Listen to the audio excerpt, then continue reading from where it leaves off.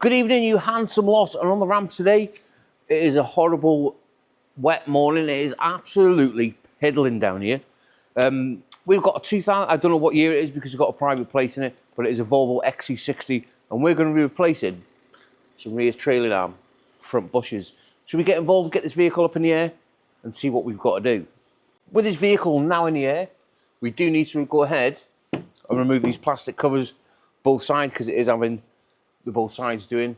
And these are just held on with 10 mils. And I tell you what, as a mechanic, I absolutely despise all these plastic under trays underneath these cars, because as they're getting older now, they've all got little 10 mil bolts in them, and you got to undo them and they snap, and then you've got nothing to secure them back up with.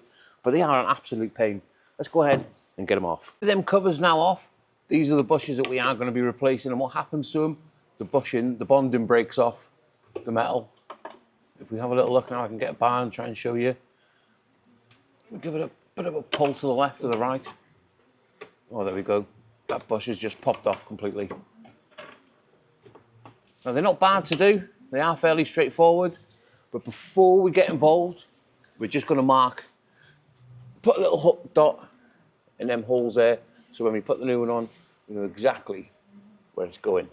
Right, with everything marked up, we can go ahead now. There is a wiring loom that runs at the side of it. But be careful with these plastic little clips because they can break, especially when it's a little bit colder outside. And there's also a little bracket holding the flexible brake hose to the arm. We just need to get a little bar now. And it is on a rubber grommet. Just need to slide it off. And then we can go ahead and just undo these 215s. With them 215s undone up there, we need to get this arm now and pull it down as far as we can. But to allow us to do that, we just need to disconnect that shock absorber. Now with that suspension arm right the way down, as you can see, that bush has completely broke away. And what I've done is just put a bar from the rear subframe just to my ramp, just to keep it down. Now remember, this bush will only go in and out one way because of that little bracket at the back. So we're going to come this side with a Piccolo vibra gun with a chisel attachment, and we're just going to go brrr, and it should just pop out. Now please keep your tellies turned down because this will make a bit of a noise. Hopefully the noise cancelling on my mic might quieten it down for you, but I'm sure I might be able to adjust it in the editing. We get a good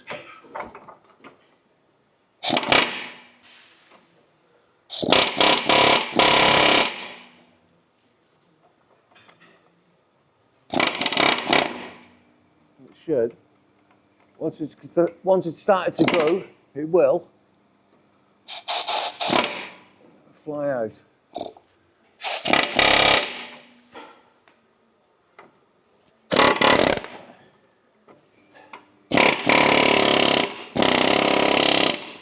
A little bit, I guess. It is going now. Simple, eh? A little bit. Like that. Now with that bush out, we need to make sure that this arm is nice and clean, it's got no rust in there, because you don't, when you put pressing that new bush in, you do not, when it's snagging and twisting, and you know, it's got to go in nice and smoothly. Now let's go round to the bush themselves.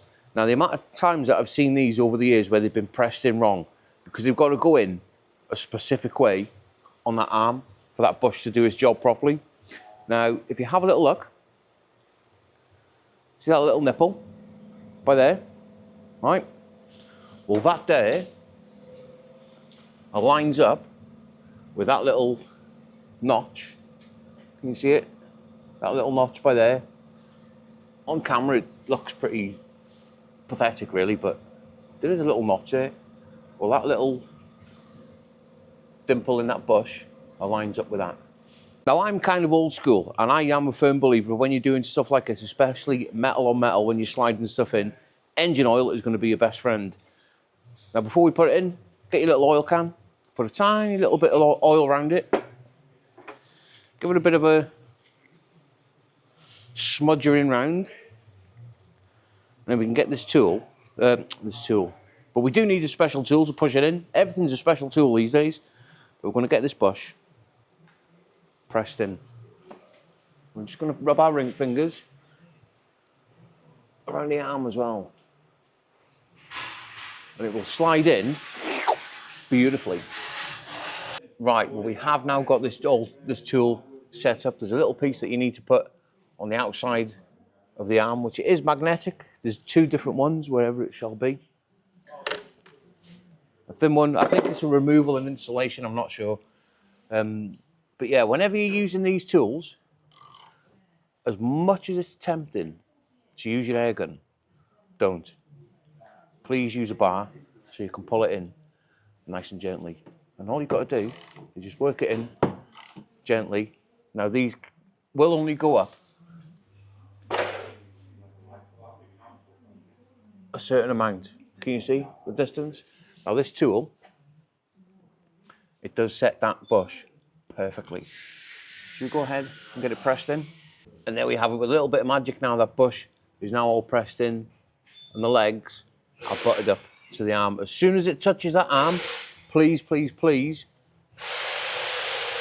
do not go any further, because if you do, the chances are you could damage the tool. But yeah, should we go ahead now and get all this side built back up? That vehicle is all put back together now. Now all the bolts that I have removed, I have put a little bit of copper slip on them, so if they ever need to come out again, we always like preventive maintenance, because if it ever has to come undone again, chances are it's just going to come straight out nice and easy. Now, if I get my little torch, that bush and everything is lined up perfectly. Now, if you can see that little bit of a twist on that one bush, like that, that is perfectly normal, because when that vehicle drops down and the wheel goes up, that will pull that bush nice and square.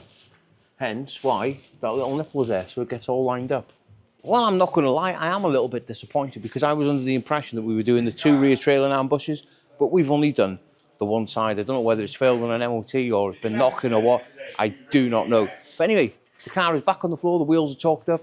I'm just going to take it down the road for a little bit of a test drive now and make sure everything is okay and we've got no knocking. But there you go.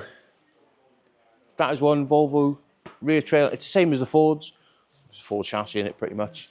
But yeah, I hope everybody has an absolutely awesome weekend. I think it has given a little bit damp and rainy and snowy and wintry and awful. But I think on Monday we've got an Astra Vauxhall Insignia in for a timing chain and a bit of a clutch, I think, and yeah. But if you've liked the video, please hit that like and subscribe, and we will no doubt see you on the next one. Let's get it sent.